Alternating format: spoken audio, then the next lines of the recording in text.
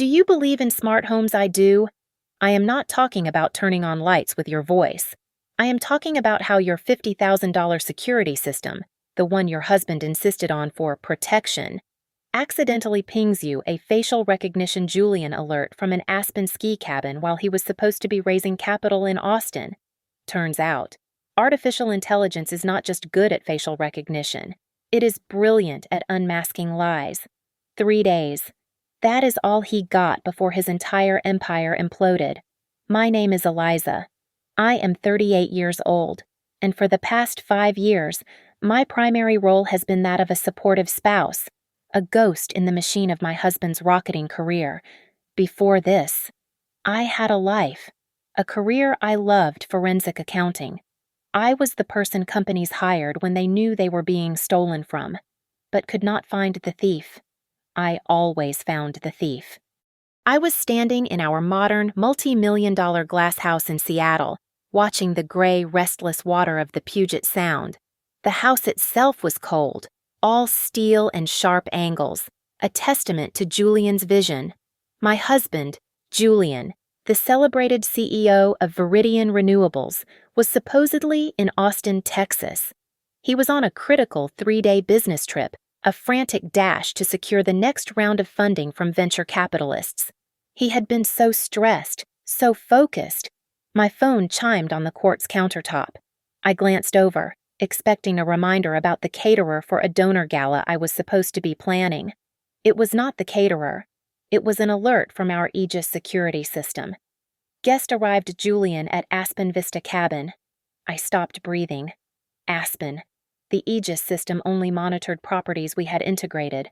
I had booked the Aspen Vista Cabin, a ludicrously expensive glass-walled lodge, for our 10th anniversary last month, a celebration we never had.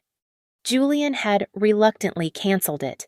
This emergency funding round, he had explained, his face a mask of weary duty, was just too critical to miss. He was so sorry. My heart was not pounding. It was sinking. A cold, heavy stone dropping through ice. I walked to my laptop, my movements stiff. I opened my email archive. I searched Aspen Vista. There it was, the original confirmation. And then, a follow-up email I had never seen, sent from his account. He had never canceled the booking. He had just changed the dates. He had moved our anniversary trip to this exact weekend and kept the reservation under his name. My hands began to shake. It was not anger yet, just a terrible, vibrating cold. I opened the Find My app on my desktop. Julian was a tech evangelist. His entire life was synced, a constellation of trackable devices, his work laptop, his personal iPad, even his damned AirPods. A tight, glowing cluster of icons pulsed on the map. They were all in Aspen, Colorado. A full 1,000 miles away from Austin, Texas. He was not just lying. He was lying badly. He was arrogant.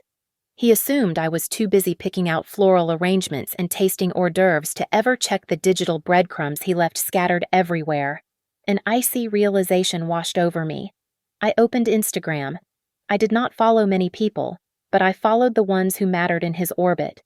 I typed a name, Sloane Croft, the undisputed queen of tech venture capital, the woman Julian always described as brilliant, a shark, and, whenever I asked, strictly a mentor. Her profile was public. Of course it was. Her entire brand was built on aggressive transparency. She had posted a story 10 minutes ago. I tapped the screen. The image filled my vision. It was a selfie, taken from the top of a ski slope. The sky, a painful, perfect blue behind her. Sloane was grinning, breathless from the altitude, wearing massive, mirror-reflective ski goggles. And right there, trapped in the convex, silvered reflection of her left lens, was my husband, Julian. He was smiling, raising a champagne flute, his face flushed with the cold and the triumph of something. The geotag at the top of the screen confirmed it: Aspen. I did not cry. I did not throw my phone into the Puget Sound, though the thought was satisfying. The feeling washing over me was not sadness. It was the icy, familiar click of tumblers falling into place. It was the feeling I used to get right before I broke a case, right before I found the hidden ledger that unraveled everything.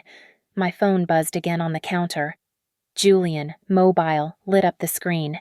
He was calling me, probably from the ski lift, ready to feed me another rehearsed lie about how grueling the Austin meetings were. I silenced the call. I silenced all future calls from him. I walked calmly from the sterile, floor-to-ceiling glass of the living room to my home office. I closed the heavy oak door and engaged the deadbolt. The solid thud of the lock sliding home was the only sound in the house. The wife who planned galas and worried about dinner parties had evaporated. The woman standing in the sudden, quiet dark of the office was the one who had put herself through graduate school, the one who had built a career on finding exactly where the money was hidden and who was moving it. The forensic accountant was back. I did not turn on the lights. The ambient glow from the city through the glass walls was enough. From a hidden compartment behind a row of accounting textbooks, I pulled out a clean laptop. It was a brushed aluminum shell, no distinguishing marks, running a hardened version of Linux. It had never touched my home network. It did not technically exist. Julian, in his arrogance, had forgotten who I was. He thought I was just the wife he had sidelined. He had forgotten that I was the one who designed the entire digital security architecture for our home and for Viridian Renewables. I built his fortress. And when you build a fortress, you always build a postern gate. I bypassed our primary router and jacked directly into the fiber optic line, using credentials that were invisible to the system's admin logs. I connected to a remote server, a redundant family cloud backup I had created years ago, supposedly for tax documents. Julian had even paid the monthly fee for it, thinking it was for his protection. What he did not know was that this server was not a backup. It was a mirror. It silently ingested every single packet of data that passed through our network, every email, every text, every file transfer, every deleted keystroke. Julian was sloppy. He was a visionary, a salesman, not a technician. He thought deleting an email made it disappear. It was the digital equivalent of burning a document in a fireplace and thinking the smoke was not a clue. I accessed the raw server logs. It took me less than 10 minutes to find the communication streams between his primary account and Sloane's. It was all there, preserved in immutable code. They started 6 months ago. The first few were professional, laced with a flirtatious edge. Great strategy session. Julian, you really see the board. His reply, the board is easy. Sloane, it's a visionary partner I am looking for. Within 3 weeks, strategy became, can't wait to see you. Within 2 months, it became explicit. Graphic details of what they did in San Francisco, in New York, in the back of his leased jet. My stomach did not churn. My hands did not shake. This was not the betrayal of a wife. This was the cold acquisition of data. The personal pain was a luxury I would deal with later. Right now, this was an audit.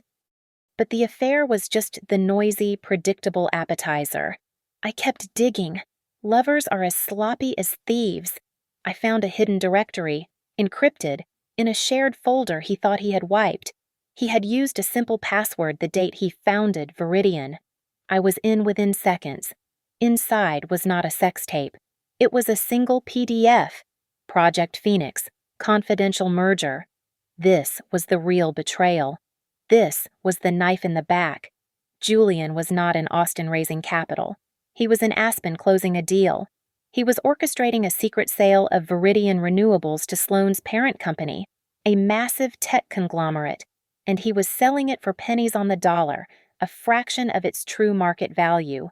Why I scrolled to the addendum. The conglomerate would acquire Viridian, dissolving its current stock structure. In return, Julian would be installed as CEO of the new, larger green tech division, and he would receive a personal transition payment of $20 million, funneled through a shell corporation in Delaware. I recognized the name of the LLC. It was the same one I had flagged during his last audit, the one he had told me was a dormant asset. Then, I saw my own name. The deal explicitly detailed the dilution of all initial founder class shares, my shares, the shares I had taken in lieu of a salary for the first 3 years, the shares I accepted when I gave up my own career to manage his books and build his back end while he played the visionary out front. The merger would classify them as non-viable and render them completely, irrevocably worthless. He was not just leaving me, he was erasing me. The rage finally came, cold and sharp. I dug deeper into the company expenses. It was almost too easy. He had used the corporate Amex. There it was, a charge from 2 weeks ago. Cartier, $20,000. The invoice, automatically synced, showed the item One Essential Love bracelet. The shipping address was not our home. It was Sloane Croft's office in Palo Alto. I started the printer. The quiet hum was the only sound in the office as it spat out page after page. The emails, the travel itineraries, the merger agreement, the wire transfer instructions for the Delaware Shell Company, the receipt for the bracelet. I created a complete annotated file.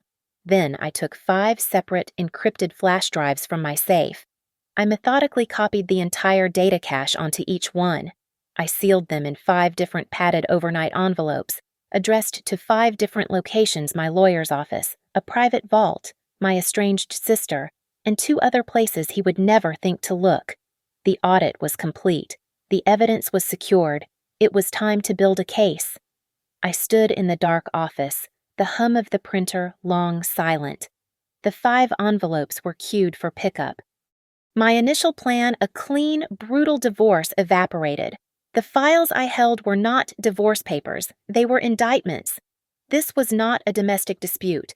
This was a corporate overthrow, and I had just been relegated to a footnote in my own life story. I was not just a cheated wife. I was a victim of financial fraud. And you do not fight fraud alone. I used the clean laptop and an encrypted VoIP client. My first call was to a number I had kept filed under Apocalypse. Max Donovan. They called him the Shark on the West Coast, the most ruthless divorce attorney in the state, famous for liquidating CEOs. It was 2:00 in the morning. He answered on the second ring, his voice crisp, wide awake. Donovan. Max. It's Eliza, Julian's wife. A beat of silence. I've been wondering if I would ever get this call, he said.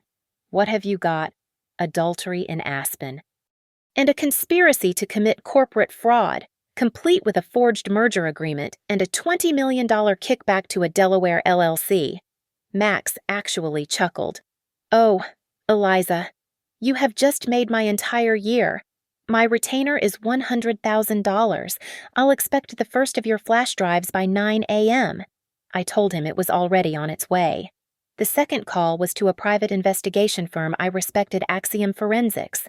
Not the firm I used to work for. You never use your own people for this. I got the night shift manager. I need a full-spectrum surveillance team on 2 high-profile targets at the Aspen Vista cabin, starting immediately. That's a high-cost, short-notice deployment, he said. I'm transferring the funds now. I replied, I want 24/7 coverage. I want to know what they eat, what they drink, what they sign, and exactly how many clauses of his executive morality contract they are violating. I want high-definition video. Consider it done. The third call was the gamble. It was almost 3 a.m., but I needed an ally inside the company's history. Marcus Wright. Marcus had been Julian's original partner, the technical genius behind the Viridian tech. Julian had pushed him out 2 years ago in a restructuring that had always felt dirty.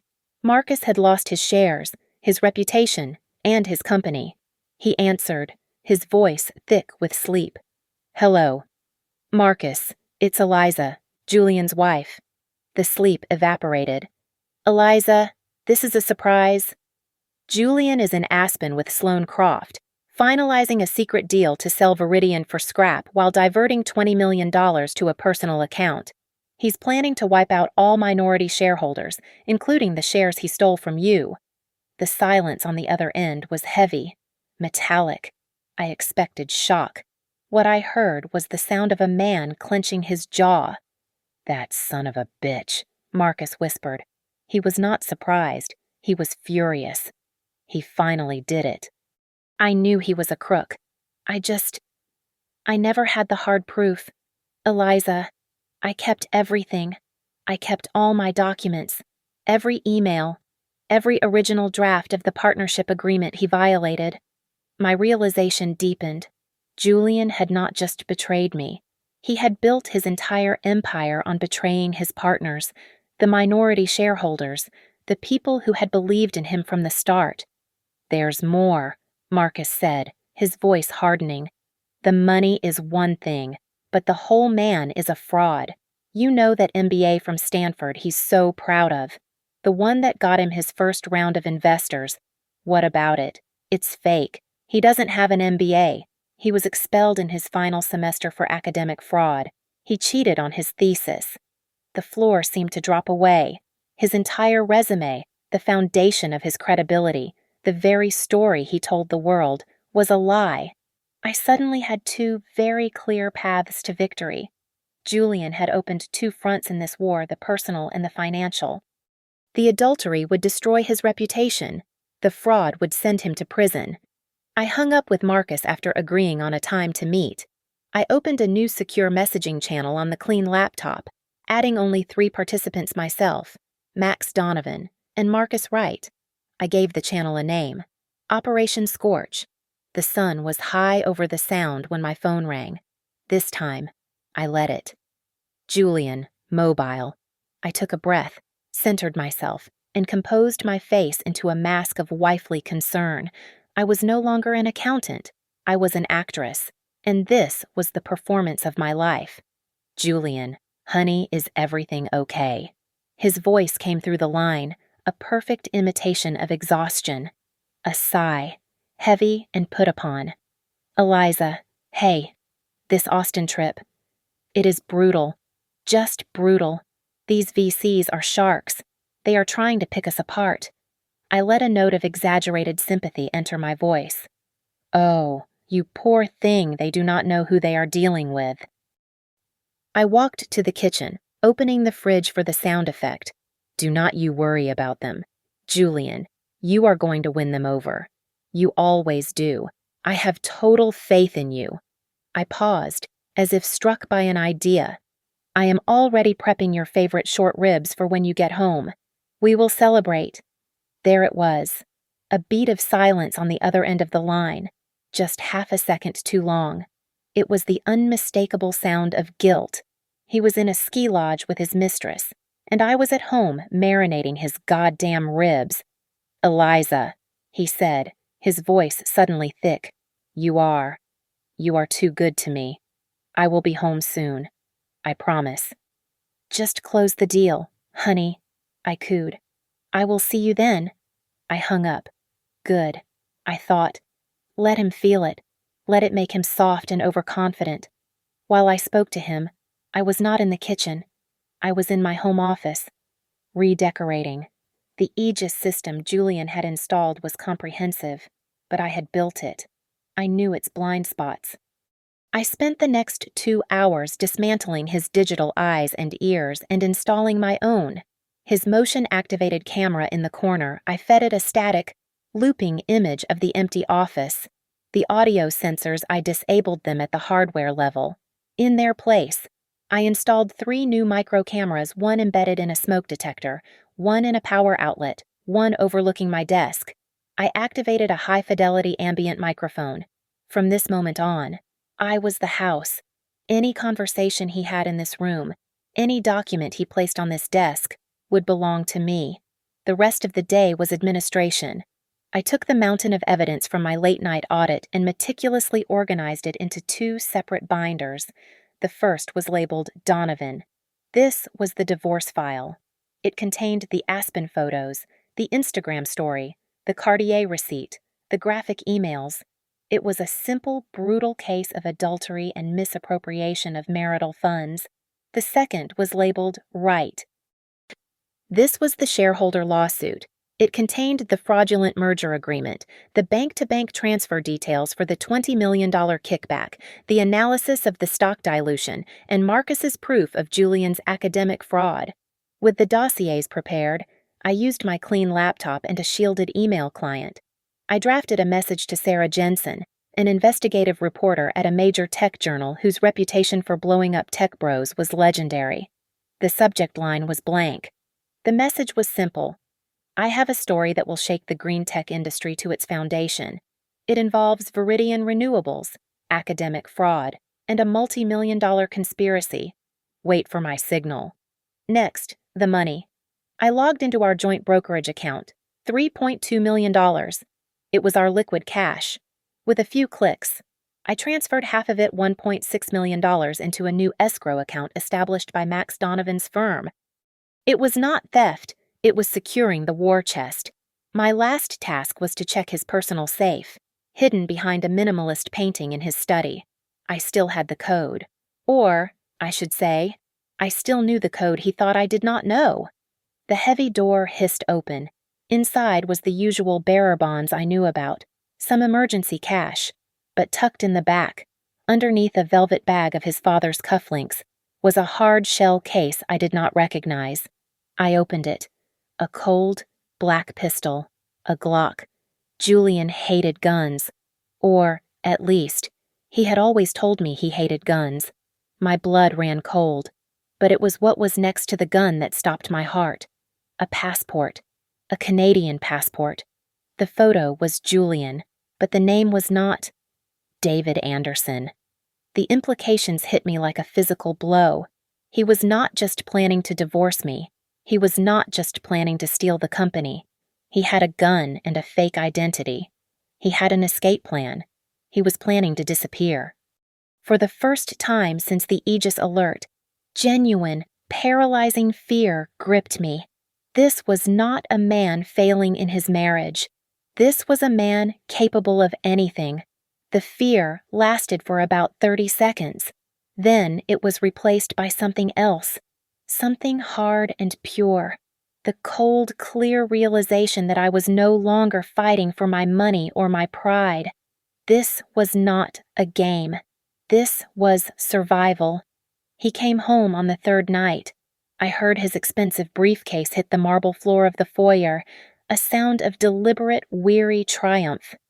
"I did it," he announced, walking into the kitchen. He was still in his travel suit, but he had loosened his tie. He looked exhausted, but his eyes were bright, smug. "I saved the company." I turned from the stove, a perfect smile fixed on my face. I never had a doubt. I walked to the bar, poured him a heavy glass of his favorite single malt whiskey. "I knew you would. You always do." I handed him the glass. "I have a little surprise for you." "Oh, yeah," he said, taking a deep sip, his eyes already on the dining table, which was set for a feast. "Your favorite," I said. We sat down to the short ribs. The house was quiet except for the clink of silverware. He talked, and I listened. He spun a magnificent tale of grueling negotiations in an Austin boardroom, of savage venture capitalists he had single-handedly tamed. He was a master, painting a picture of himself as the beleaguered hero, returning victorious. "They really tried to rake me over the coals, Eliza," he said, shaking his head as he took another bite. "But I held the line. I always hold the line."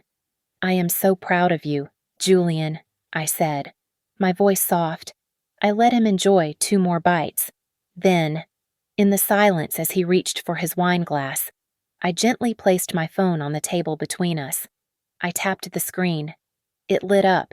It was the still image, captured from the Axiom surveillance feed, time-stamped from yesterday.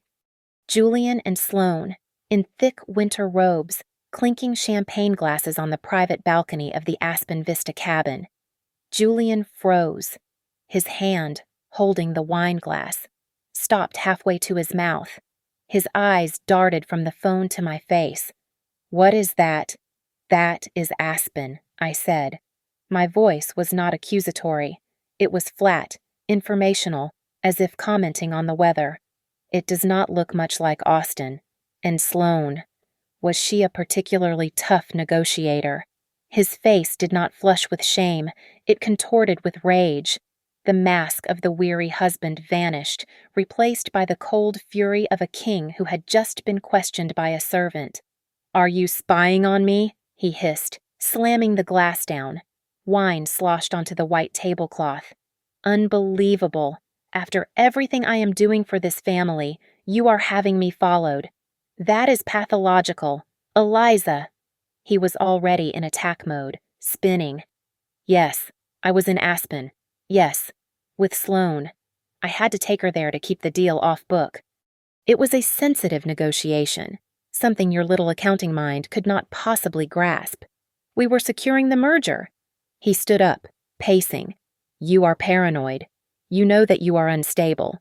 This is exactly why I handle the pressure. And you plan dinners." He was trying to gaslight me, to turn this into an argument about my sanity, my trust. The old me would have cried, would have yelled, would have demanded answers he would never give. The new me just watched. I did not argue. I did not raise my voice. I simply said, "You are right." He stopped pacing, thrown by my agreement. "What?" "You are right. It is an issue of trust." I stood up, walked calmly to my office, the one now equipped with my own surveillance, and returned. I placed a single, thick document and a pen on the table, next to his plate. "This is a petition for divorce," I said. "I will be taking 50% of all assets, personal, corporate, and creative." Julian looked at the document, then at me. And then he did something I did not expect.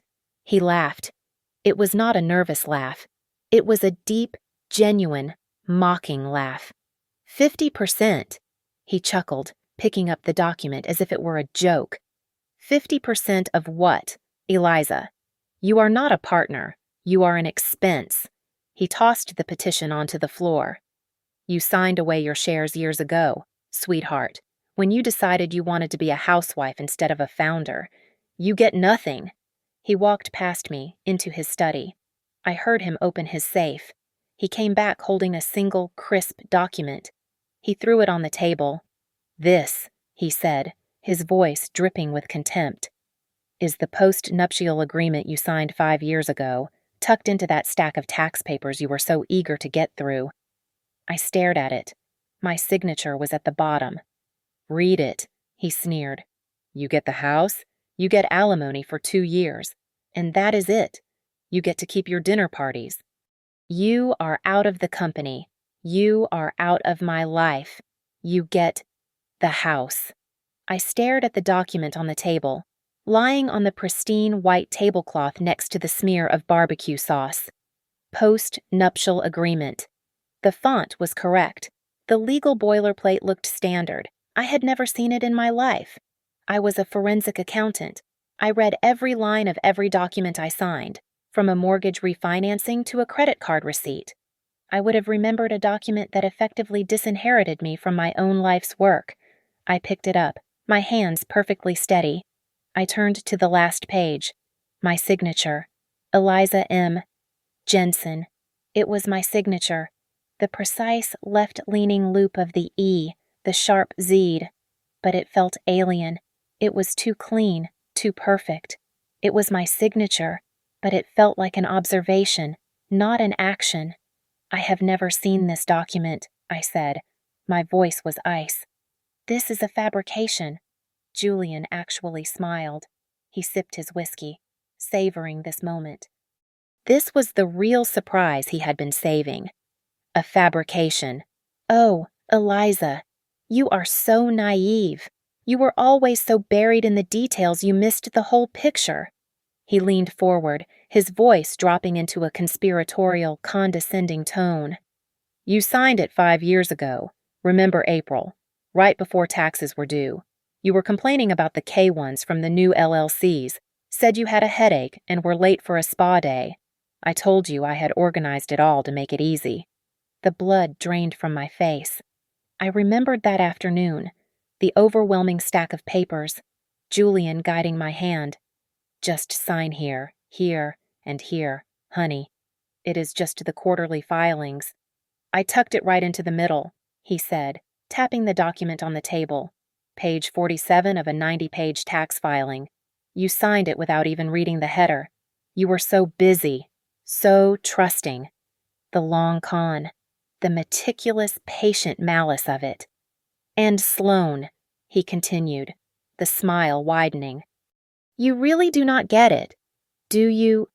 You thought she was the mistress. You thought this was just about sex, that I was some weak-willed husband. He shook his head, almost pityingly. Sloane is not the homewrecker. Eliza. She is my new partner. She is the one who saw my real value, not just the guy whose books needed balancing. We have been planning this exit strategy for 18 months. The merger, the payout, the new company. It is all her. A cold dread, heavier than any anger, began to seep into my bones. But I caught you. The alert. The server. This was the moment he had been waiting for. His smug expression clicked into one of pure, predatory triumph. You caught nothing, he spat. You found exactly what I wanted you to find. Did you really think my own $50,000 security system, the Aegis I had installed, would not alert me the instant an unauthorized device accessed the primary server, my clean laptop? He knew. He had known from the first moment I started digging. I got the notification in Aspen. Eliza, admin access violation IP address, 8.8.4.4.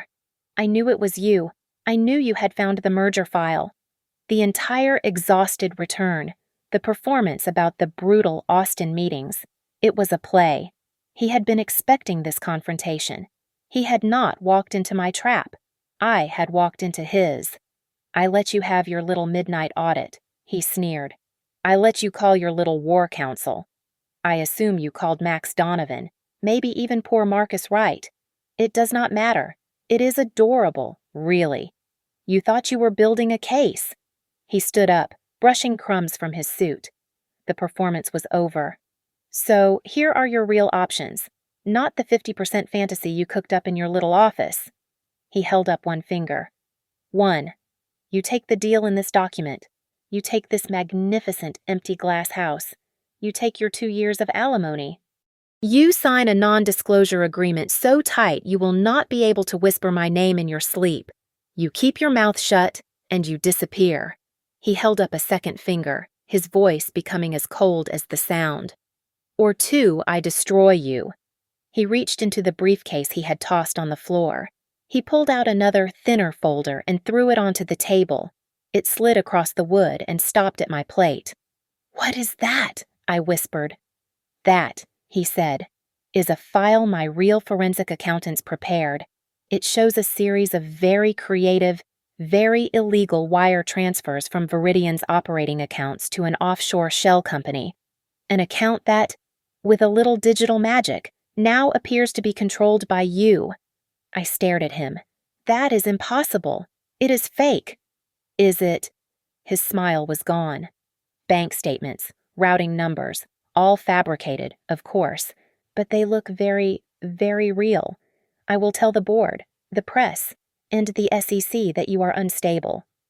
That you became erratic when you found out about Sloane, that you tried to embezzle company funds in a fit of jealous rage. I will have Marcus implicated as your co-conspirator. I will ensure you are professionally ruined, blackballed from every financial institution on the coast. Who do you think they will believe? Eliza, the celebrated CEO who just saved his company, or the bitter, unstable wife he had to fire? I looked at the fake statements. I looked at the post-nup. He had anticipated every move. He had a counter for my audit. He had a counter for my lawsuit. He had a counter for my divorce filing. He had gamed out the entire scenario, and I had played my part perfectly. He picked up his coat. You have 24 hours to decide, he said, buttoning it. Option 1 or option 2. My lawyer will be in touch tomorrow to get your answer. He paused at the door, looking back at the wreckage of our dinner, at the wife he had just systematically broken. You really should have just stuck to the dinner parties, Eliza, you were so much happier. He left. The sound was finite, an iron bar dropping into place. And I was alone in the cold glass house, surrounded by the ruins of my meticulous, useless, and utterly failed plan for revenge. The front door clicked shut. I stood motionless in the dining room, surrounded by the cooling, uneaten food. The document, the post-nup, lay on the table, a white flag of my complete and total surrender. He had won. It was not a simple loss. It was a public execution. Every move I had made, every piece of evidence I had gathered, every ally I had assembled he had known. He had anticipated it all. He had watched me build my case, all while holding the trump card that invalidated my entire war. He had not just cheated me, he had played me. I sank into one of the hard designer dining chairs. The triumphant glow of the city lights outside seemed to mock me. I sat in the darkness for what felt like hours, the silence of the glass house pressing in. The rage was gone, replaced by a hollow, brittle emptiness. The forensic accountant, the avenging wife, they were just roles I had been playing. Julian was right. I was just the wife, the one who got left behind. My clean phone, the one in my pocket, vibrated. The jarring buzz on the wooden table was a violence in the quiet. I ignored it. It vibrated again, insistent, annoyed. I snatched it up. Unknown number. My thumb hovered over the decline button. I pressed accept. Eliza? The voice was clipped, urgent. Marcus, do not believe him, he said. There was no preamble. Whatever he just told you, whatever document he just threatened you with, he is lying. A dry, bitter sound escaped my throat. It might have been a laugh. It does not matter if he is lying. Marcus, he won. He has a post-nup. He has my signature. I was staring at it, lying there in the dim light. He got me to sign it 5 years ago, tucked it into a stack of tax papers. I did not even see it. It is my signature. It is over. No, Marcus said, his voice sharp, angry. No, you did not. He thinks you will not see it. He thinks you are just a wife. You do not understand, I whispered, the fight completely gone from me. I am looking at it. It is my name. Eliza. His voice was a crack of thunder. Listen to me. You are a forensic accountant. When did you stop being one? Stop looking at that document like a victim. Look at it. Look at it like it is evidence. Look at the goddamn paper. The line clicked dead. His words hung in the suffocating silence. Look at the paper.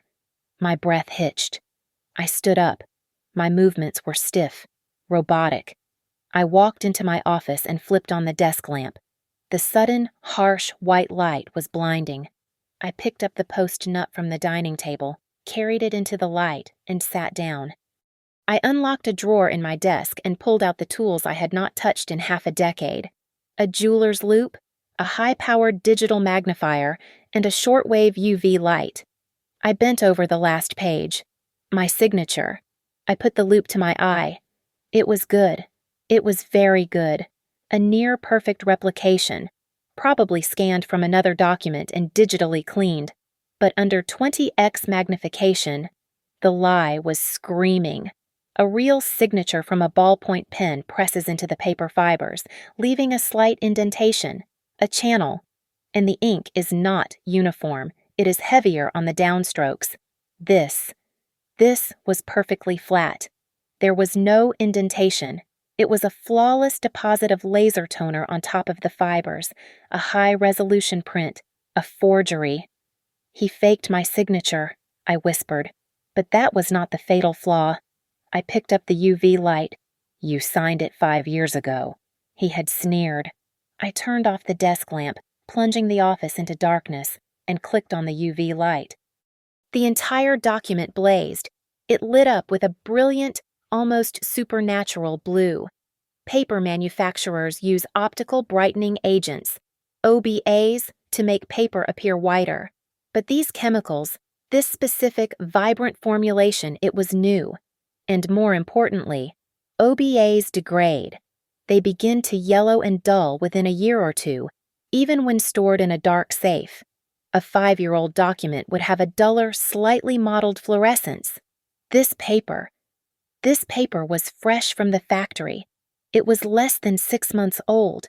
The realization hit me like a physical blow, knocking the air from my lungs. He had not tricked me into signing it 5 years ago. He could not have. He knew I would have read it. He had fabricated the entire document, the text, the terms, my signature recently. This was his entire Plan B, created with Sloan, in case I ever found out. He was so arrogant, so convinced of my emotional collapse, that he believed I would be too hysterical, too terrified of his threat of public ruin, to actually examine the weapon he was using against me. He did not plan for the forensic accountant. He planned for the weeping wife. He had not just lied. He had committed a felony. He had handed me a forged document in an attempt to extort and defraud me. A slow, cold, terrifying energy began to flood my veins. The hollow despair was gone, burned away by a pure, white-hot focus. "You made a mistake," I whispered to the empty listening house. I picked up my phone and dialed Max Donovan. He answered on the first ring. "Donovan." "Max, it is Eliza. Change of plans." "He threatened you," Max stated. It was not a question. "He did. He offered me the house in exchange for my silence and an NDA, and to enforce it, he presented me with a fraudulent post-nuptial agreement." There was a beautiful, pure silence on the other end. Then, "How sure are you?" "I am looking at a laser-printed forgery of my signature on paper stock that is less than a year old. I am 100% sure." I heard Max let out a long, slow breath. It sounded like a laugh. "Oh, you magnificent idiot. He actually did it." "He did," I said, my voice now devoid of any emotion except chilling certainty. "So, we are pivoting. This is not a divorce proceeding anymore. Max, this is a criminal prosecution." He did not just give me an exit strategy. He just handed me the gun, the bullet, and a signed confession. Operation Scorch is live. The next 8 hours were not a legal proceeding. They was a military operation. Max's team was a well-oiled machine. While I had done the preliminary analysis, we needed an ironclad, unimpeachable chain of custody. By 4 a.m., a bonded courier had picked up the forged post-nup. By 6 a.m., it was in the lab of the top document examiner in the state. By 8 a.m., we had the official notarized report. It was better than I could have hoped. The examiner not only confirmed my findings, but added his own. The specific toner compound used in the printing was not commercially available 5 years ago. It had been released by the manufacturer in the last 8 months. The document was an impossible, anachronistic fraud. I took the report, scanned it, and sent it through my secure email client to Sarah Jensen, the reporter. My old nickname at the firm had been the Phoenix, for my ability to pull winning cases from what looked like cold ashes. My message was short. Phoenix Protocol is active. The story just got bigger. I have a forged document, expert testimony of fraud, and a multi-million-dollar conspiracy. It is not just adultery. It is a criminal enterprise. I am attaching the expert's report. He is expecting your call. Sarah, smelling a career-making story, did not just reply. She mobilized.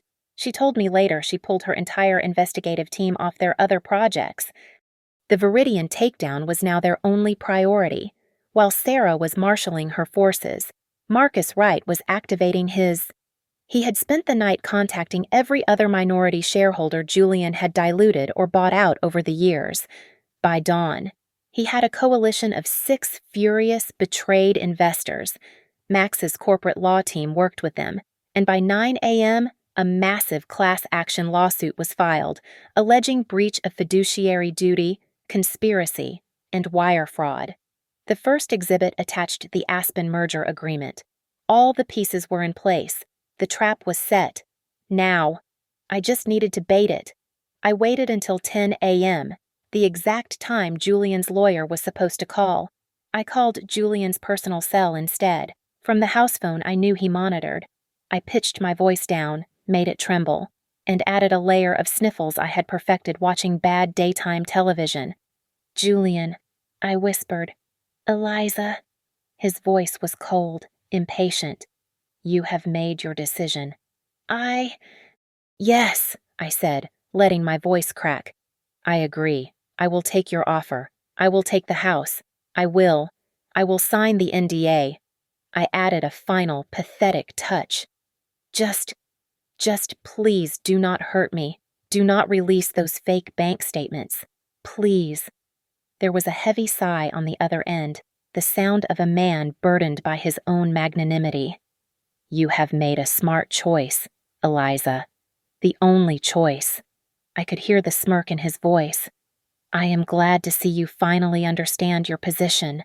My lawyer will be in touch with the finalized paperwork. Do not do anything stupid."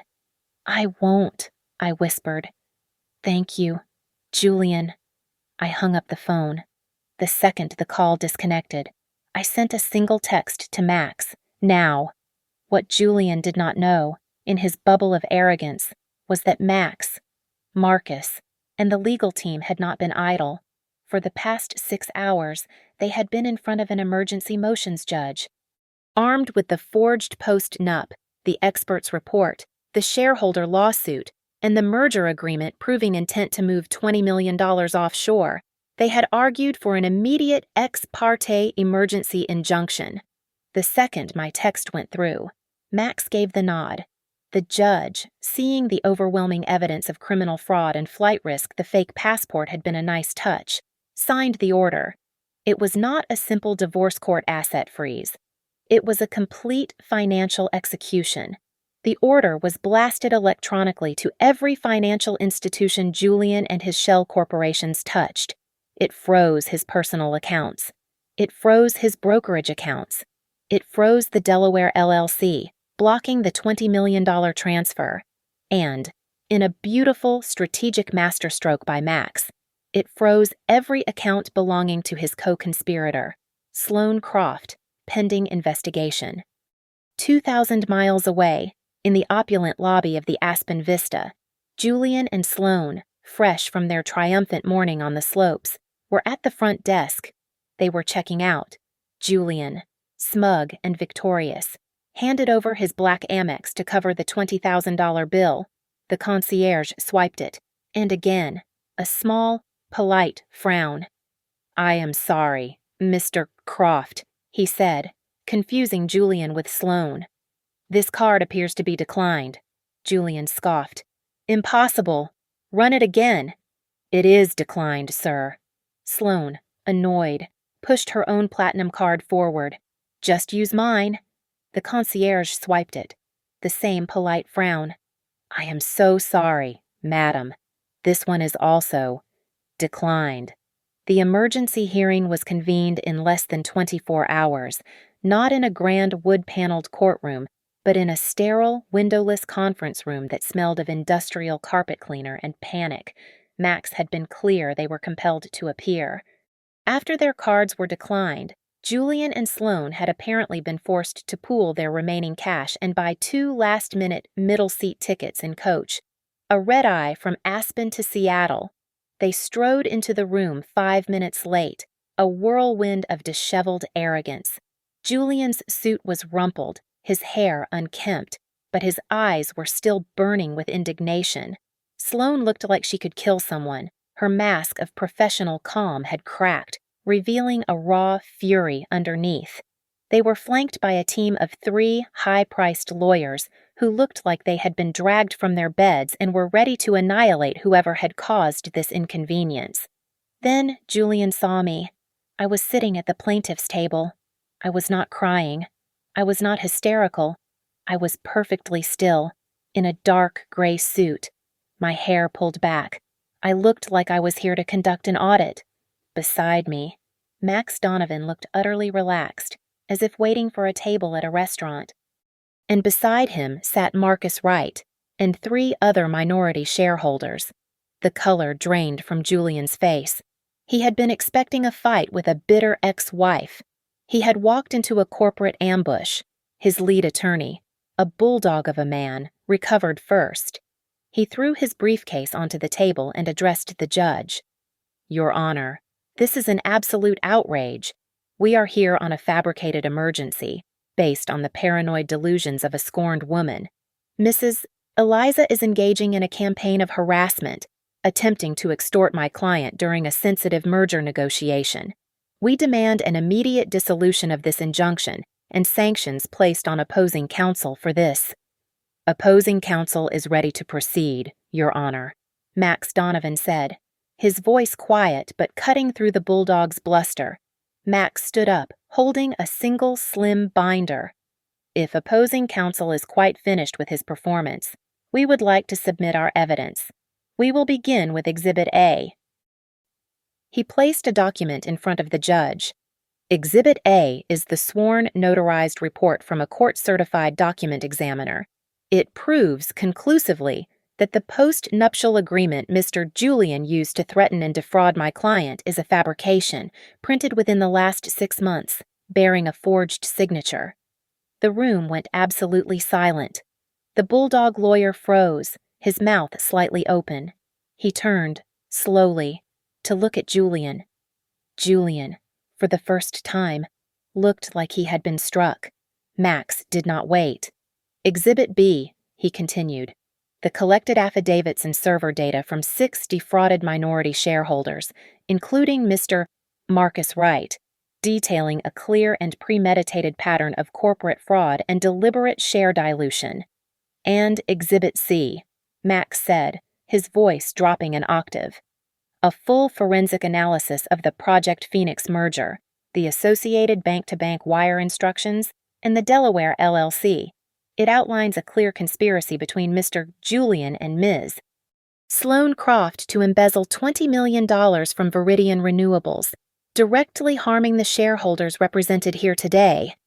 The judge, a sharp-eyed woman who had clearly read the entire emergency motion, looked over her glasses.